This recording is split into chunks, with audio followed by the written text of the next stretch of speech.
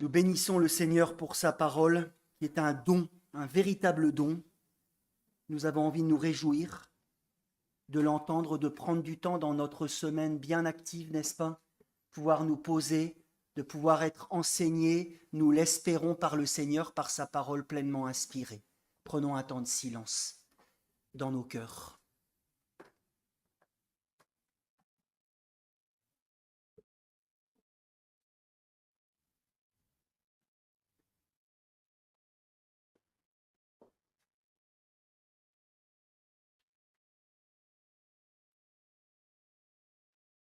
Merci Père pour ta parole, pour le don que tu nous as fait.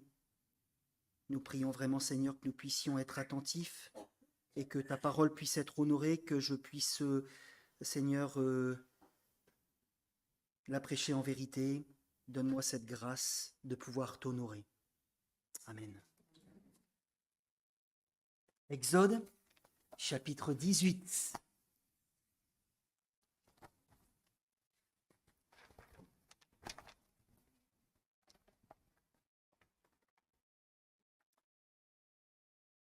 Essayez de mettre un petit bout de papier aussi sur le Deutéronome chapitre 4 et le prophète Ésaïe chapitre 49. Deutéronome 4, Ésaïe 49.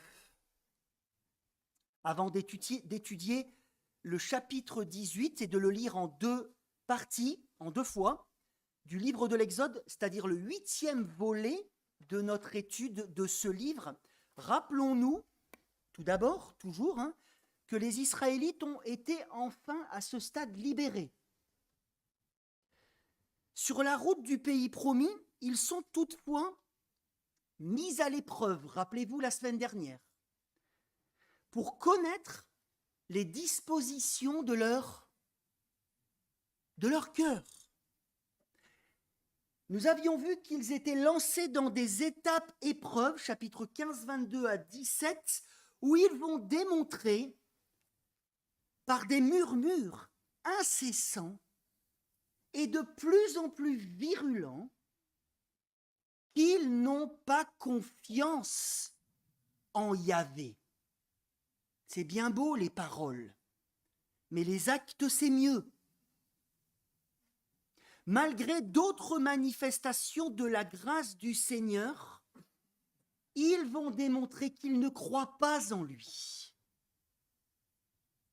Le Seigneur va quand même, dans sa grâce, continuer de dérouler son plan. Il désire faire alliance avec ce peuple rétif. Et nous verrons cela avec la prédication de Hugues la semaine prochaine, chapitre 19. Je te lance. Et sur cette route vers le Sinaï, en attendant le don de la loi, n'est-ce pas, Moïse va recevoir la visite de son beau-père. Ce n'est pas toujours une bonne nouvelle de recevoir la visite de ses beaux-parents. Cela dépend de la famille dans laquelle on est tombé, n'est-ce pas? Tombé, c'est un peu péjoratif, mais parfois c'est ça. Mais cette réunion, bon, pardon, désolé, cette réunion de famille, en plus de bien se passer, et oui, ça arrive, va être bénissante. Je vous invite à lire la première partie du texte, chapitre 18, versets 1 à 12. Jéthro, prêtre de Madian et beau-père de Moïse, apprit tout ce que Dieu avait fait en faveur de Moïse et d'Israël, son peuple. Il apprit que l'Éternel avait fait sortir Israël d'Égypte. Jéthro, beau-père de Moïse, prit Séphora, la femme de Moïse, c'était après son renvoi. Il prit aussi les deux fils de Séphora, l'un s'appelait Gershom, car Moïse avait dit « Je suis en exil dans un pays étranger », et l'autre s'appelait Eliezer, car il avait dit « Le Dieu de mon père m'a secouru, m'a délivré de l'épée du Pharaon ».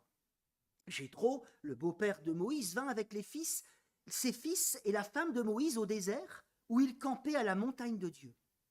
Il fit dire à Moïse « Moi, ton beau-père Jéthro, je viens te trouver avec ta femme et ses deux fils qui l'accompagnent. » Moïse sortit à la rencontre de son beau-père, il se prosterna, l'embrassa, ils s'informèrent réciproquement de leur santé, puis ils entrèrent dans la tente de Moïse.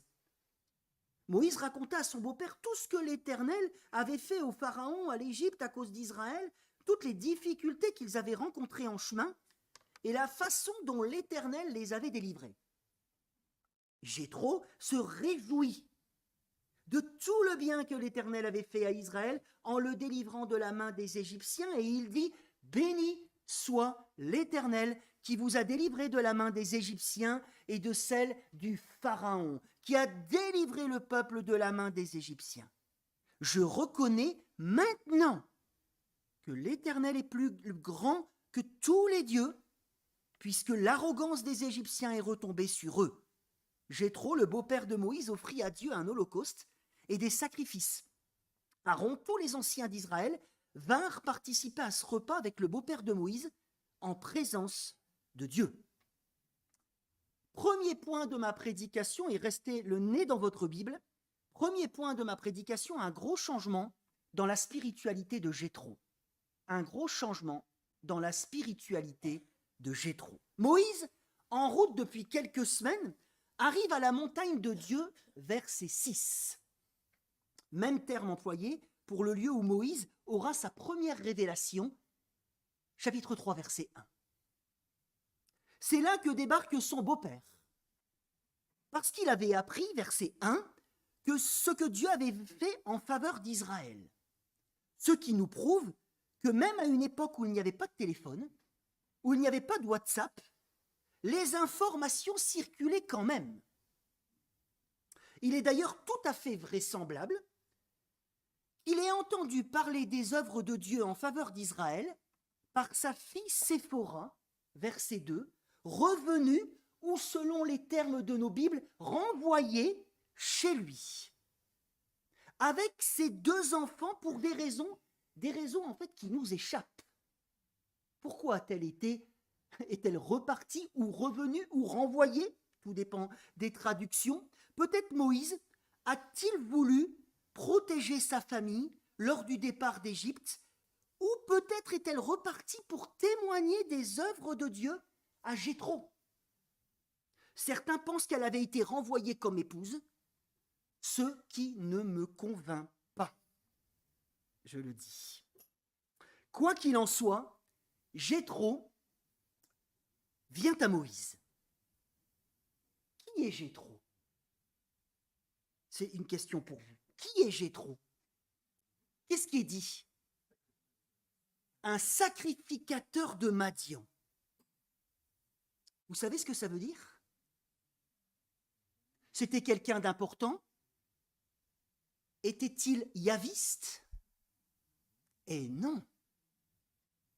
Qui est Jéthro, appelé aussi Réuel, un prêtre du peuple madianite, descendant d'un fils de la concubine d'Abraham, une certaine Kétoura, qui fut éloignée dans un pays d'Orient, rappelez-vous, loin de l'héritage d'Isaac, le fils de la promesse. Jéthro est sacrificateur d'un peuple qui s'alliera, écoutez bien, dans le livre des Nombres avec les Moabites pour maudire le peuple de Dieu, les pousser à l'idolâtrie et à l'immoralité. Nombre 22, Nombre 25, Nombre 31. Jéthro, toutefois, je le crois, était un homme plein de qualités et de respect envers le Dieu d'Abraham qu'il doit, écoutez bien, quelque part, adorer sans le connaître pleinement. On est au tout début de la révélation progressive, hein, ne l'oublions pas. Je vous rappelle aussi que Séphora, sa fille, chapitre 4, va sauver Moïse par le fait de le circoncire. Donc dans la famille, il y avait quand même certainement des choses qui circulaient, n'est-ce pas? Toutefois, cet homme, parce qu'il était prêtre de Madian, devait être dans une sorte de prêtrise syncrétiste, mélangeant plusieurs cultes. Quoi qu'il en soit, il va vivre un changement d'orientation spirituelle. Comment nous voyons ça dans ce texte? Que s'est-il passé dans sa vie?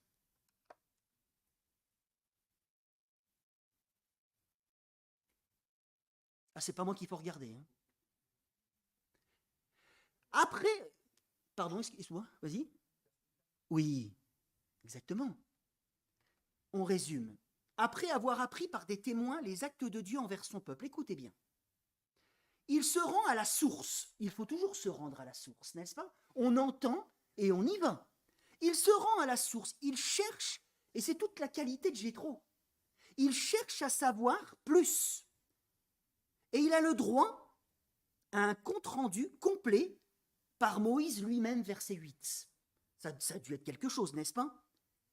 Depuis complet, parce qu'il est dit dans le texte, depuis ce qui s'est passé en Égypte, jusqu'aux actes de Dieu lors des étapes épreuves que nous avons vues précédemment. Ça a dû durer un certain temps, en fait. Hein.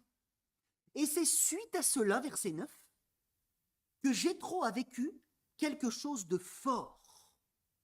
Et quelque chose de fort par étape. Regardez dans le texte avec moi. Verset 9, il se réjouit.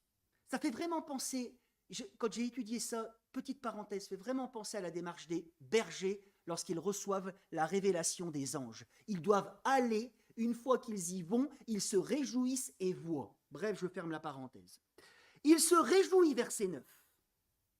Verset 10, il bénit l'Éternel. Et verset 11, il dit, je reconnais maintenant que Yahvé, et il utilise ici dans le texte le nom personnel de Dieu, je reconnais que Yahvé, dit-il maintenant, donc il y a eu un changement dans sa vie, est le plus grand de tous les, littéralement, Elohim. Je reconnais que Yahvé est le plus grand de tous les Elohim, de tous les dieux au pluriel. Sans aucun doute, ici, Jéthro vit, oui mes amis, à son niveau. Je le crois. Au stade où on en est dans la révélation progressive de Dieu, hein, la loi va être donnée au chapitre 20. Tu n'auras pas d'autre Dieu que moi. Mais Jéthro vit quand même quelque chose de très fort. Une compréhension, voire, oui Joël, une conversion plus parfaite, compréhension plus parfaite de qui est le Dieu des Hébreux. Qu'il concrétise par quoi, Jéthro? Très intéressant aussi. Hein. Par quoi concrétise-t-il cela? Pardon? Exactement. Un sacrifice qu'il a peut-être même apporté. Et partage le repas avec les responsables spirituels du peuple, les anciens, devant Dieu, est-il dit, afin, je le crois, de remercier le Seigneur pour ses actes merveilleux envers son peuple. C'est magnifique, n'est-ce pas? C'est beau. Nous sommes face à une personne d'origine païenne qui vient vers les Israélites, qui entend les récits sur son Dieu, se réjouit et croit. Et ça va totalement dans le sens de la volonté de Dieu dans l'Ancien Testament. Déjà, Exode chapitre 7, verset 5, qu'avons-nous vu? Rappelez-vous, les plaies étaient censées être un témoignage de qui est l'Éternel devant les Égyptiens. Exode 19, je ne vais pas spoiler ta prédication, ne t'inquiète pas. Néanmoins, Exode 19, si toute la terre appartient au Seigneur, dit l'Éternel, le peuple d'Israël est mis à part, c'est ça être saint, mis à part et appelé par l'obéissance à la loi de Moïse à servir l'Éternel, à vivre différemment devant les autres peuples. Dans le but, entre autres, de quoi?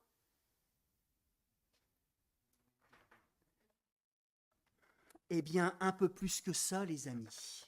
Oui, glorifiez Dieu, mais on va lire le Deutéronome, chapitre 4, versets 5 à 8. Deutéronome, chapitre 4, versets 5 à 8.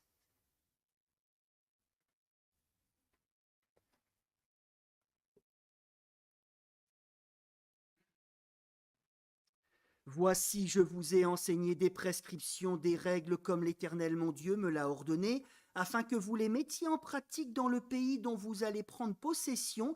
Vous les respecterez et vous les mettrez en pratique, parce que ça sera là votre sagesse, votre intelligence aux yeux des autres peuples.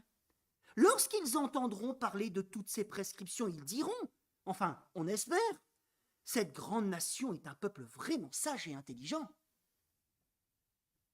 Quelle est en effet la grande nation qui est des dieux aussi proches que l'Éternel notre Dieu, les de nous, toutes les fois que nous faisons appel à lui? Quelle est la grande nation qui ait des prescriptions et des règles aussi justes que toute cette loi que je vous présente aujourd'hui? Le chapitre 34 aussi, qu'on ne lira pas ce matin, verset 43, met en avant que les nations, écoutez bien, sont invitées à la joie, normalement, en voyant les œuvres de Dieu. Ça déstabilise un peu notre conception, n'est-ce pas, de la mission des Israélites. Comprenons donc, mes amis, ce matin, enfin si vous êtes convaincus, que si Israël est appelé, c'est vrai, parfois à juger au fil de l'épée les peuples païens réfractaires fermés, comme nous avons un exemple au chapitre 17, des peuples qui veulent rien savoir des Israélites et qui veulent leur faire du mal. Des peuples idolâtres. Au fil de l'épée, ce sont des manifestations de la justice de Dieu contre les peuples idolâtres et fermés à la révélation de l'Éternel. Mais notons quand même que les Israélites dans l'Ancien Testament sont appelés à une mission essentiellement, je le crois, centripète. C'est-à-dire, je vais l'expliquer, qui n'est pas construite à ce stade autour d'un aller. Vous trouverez difficilement dans l'Ancien Testament un aller vers les autres pour leur témoigner de l'Éternel, mis à part chez qui? Jonas. Mais Jonas ne comprend pas pourquoi il doit annoncer la repentance, n'est-ce pas? Parce que c'est typologique, c'est pour annoncer une autre mission, celle du Christ. Jonas lui dit, pourquoi je dois aller à... Non, je vais aller leur annoncer qu'ils vont être détruits. Parce que lui, il est dans sa mentalité de l'Ancien Testament. Seulement chez Jonas, non, ailleurs, c'est une mission centripète qui n'est pas construite à ce stade autour d'un aller, mais d'un être. Soyez comme ça au milieu des nations. Un témoignage vivant du Seigneur pour ceux qui sont en contact avec eux ou qui viennent vers eux. Qui est venu dans l'Ancien Testament vers les Israélites? Vous avez des exemples? Et qui ont témoigné? Donc on a cet exemple de Jéthro. Vous avez d'autres exemples? Qui a adhéré à la foi des Israélites en voyant les œuvres de l'Éternel?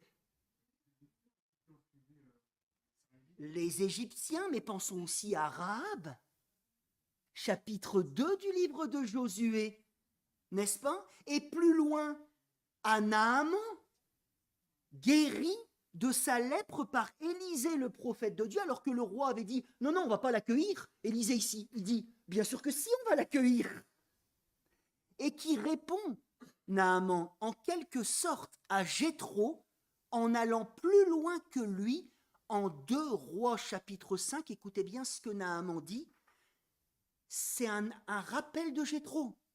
Naaman dit « Je sais maintenant qu'il n'y a pas de Dieu sur toute la terre si ce n'est en Israël. »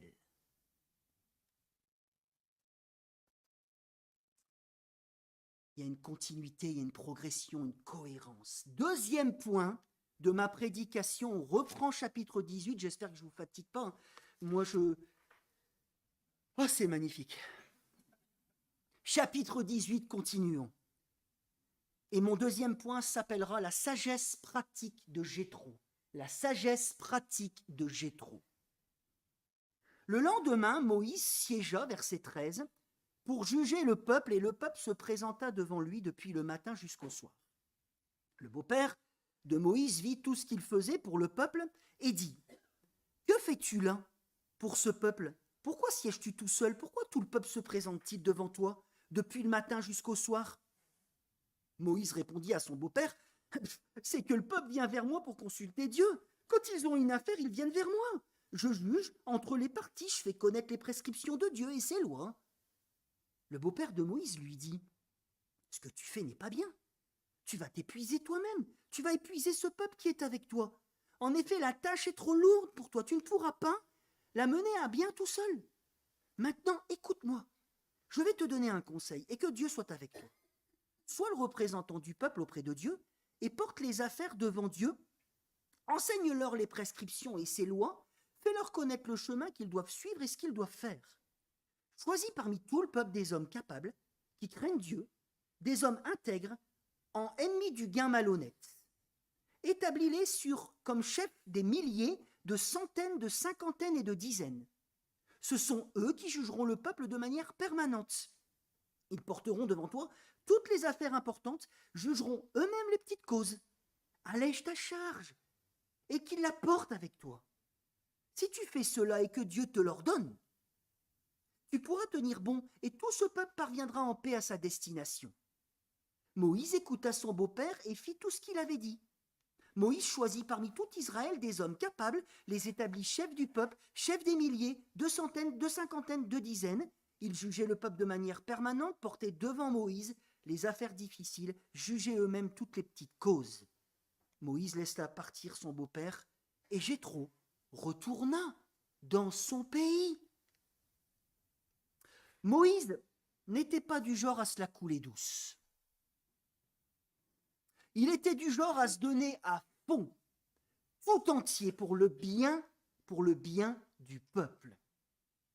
Il faisait office de juge spirituel pour toutes les affaires à la sortie d'Égypte d'un peuple qui comportait pas moins de 600 000 hommes. Vous vous rendez compte la tâche? Quand j'ai 4 entretiens dans ma journée, je suis fatigué.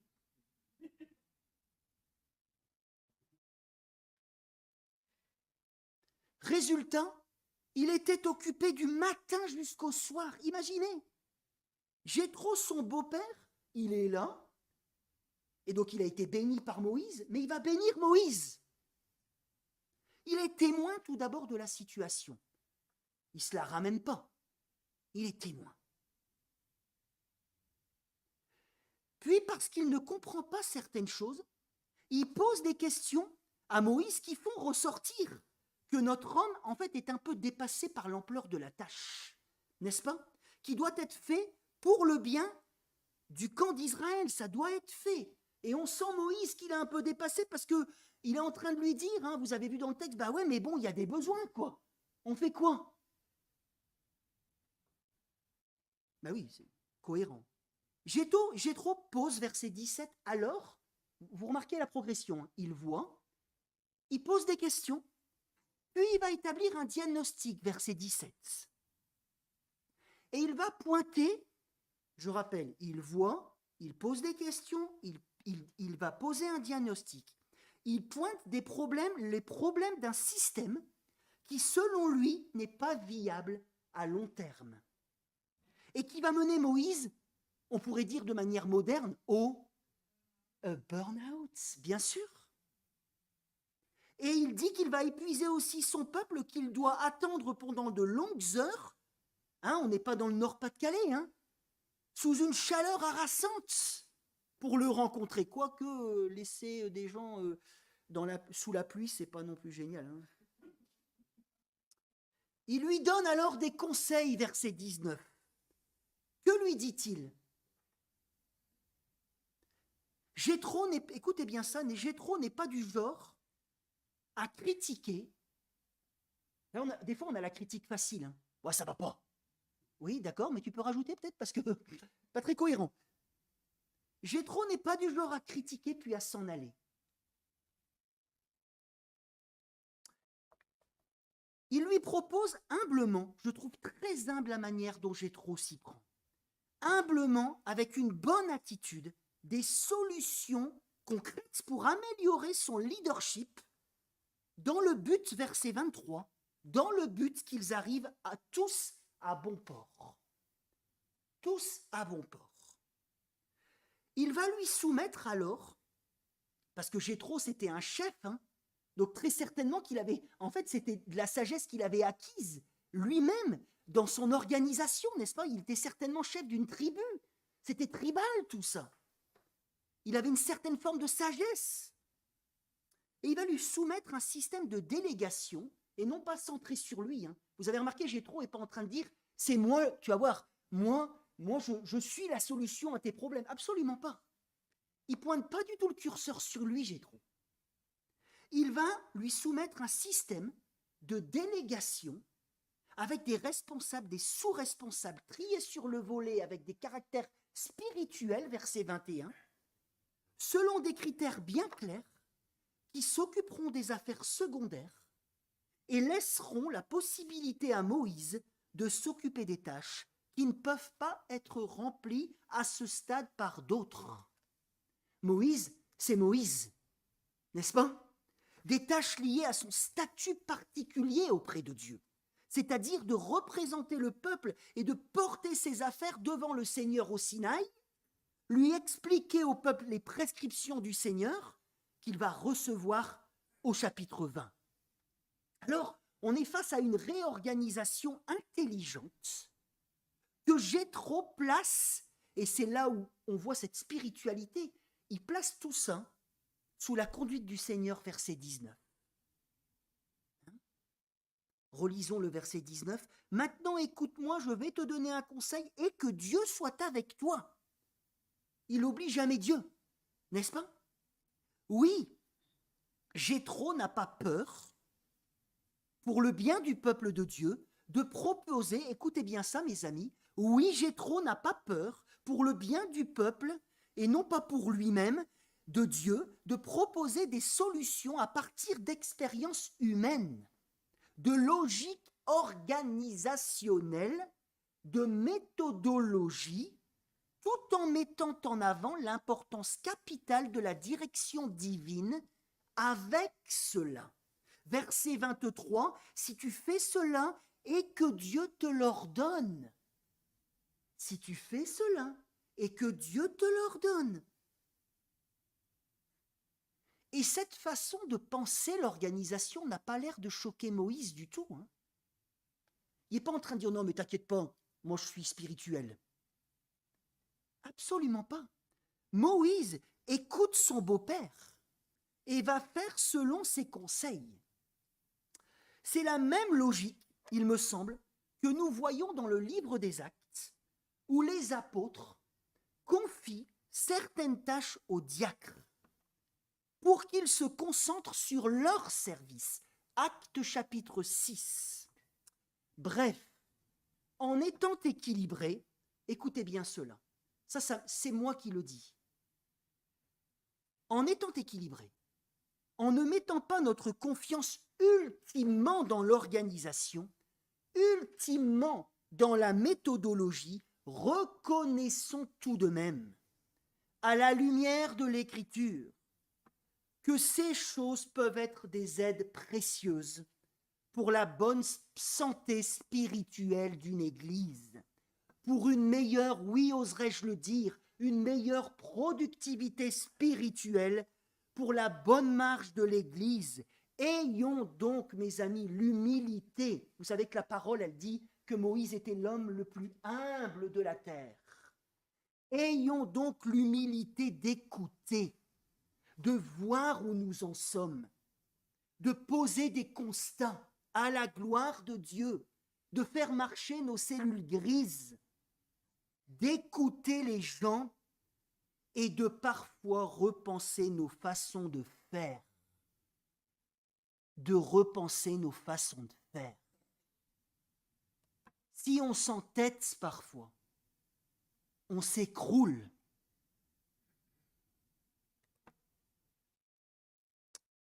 Troisième et dernier point, témoigner et accueillir l'autre. Témoigner et accueillir l'autre. Ce récit, écoutez bien mes amis, accrochez-vous un petit peu, mais vous allez voir, j'espère que vous allez comprendre là où je veux en venir. En tout cas, moi, je me comprends moi-même. C'est déjà pas mal.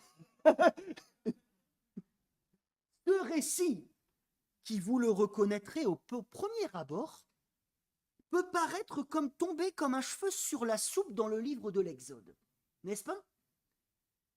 Mais ce récit manifeste en fait l'essence de la mission du peuple de Dieu dans l'Ancien Testament, le peuple de Dieu qui devra être un témoin vivant dans l'être et non pas dans l'aller de Yahvé. Cette mission fut globalement une réussite. Quand on lit l'Ancien Testament, est-ce que la mission fut une réussite? Non, ce fut une catastrophe. À cause des échecs des Israélites, qui se sont plutôt laissés influencer par les peuples idolâtres, ce qui a débouché sur 2 exils douloureux, parce qu'ils étaient sous la loi de Moïse avec des malédictions, Lévitique 26, un exil pour le royaume du Nord en 722, un exil pour le royaume du Sud en, vous devez connaître ces dates, 587 avant Jésus-Christ, avec la destruction du temple, lieu de la présence de Dieu dans l'Ancien Testament, qui était censé, les peuples diront, « Waouh, quel Dieu est aussi présent avec vous !» C'était censé épater les nations. Mais ce ne fut pas le cas. Mais le plan de Dieu n'a pas été contrarié.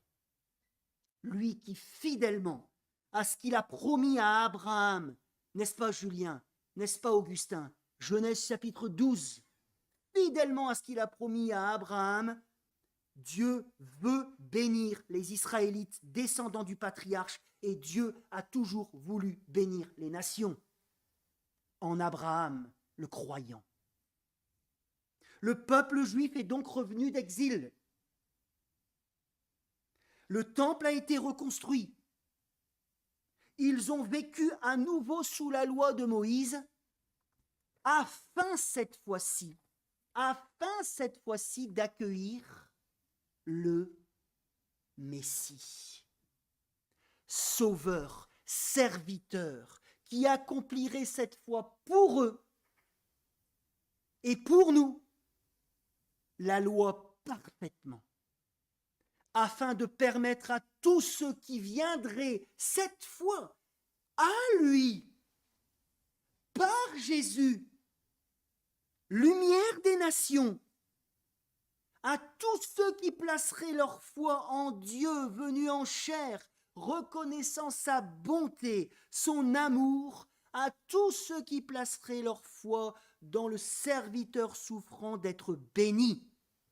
Enfin, largement, d'être sauvé, de se réjouir pleinement, d'être renouvelé par l'Esprit et équipé pour une mission, cette fois majoritairement d'aller centrifuge, non plus centripète, mais centrifuge. Allez! Jésus a dit quoi à ses disciples? Actes chapitre 1, verset 8. Allez jusqu'aux extrémités de la terre. Et nous allons lire, et c'est cohérent avec les prophéties qui annonçaient une nouvelle ère. Ésaïe 49, prenez Ésaïe 49, mes amis, vous allez voir, vous allez vous réjouir. Lorsqu'on comprend la parole, on se réjouit, notre vie est transformée.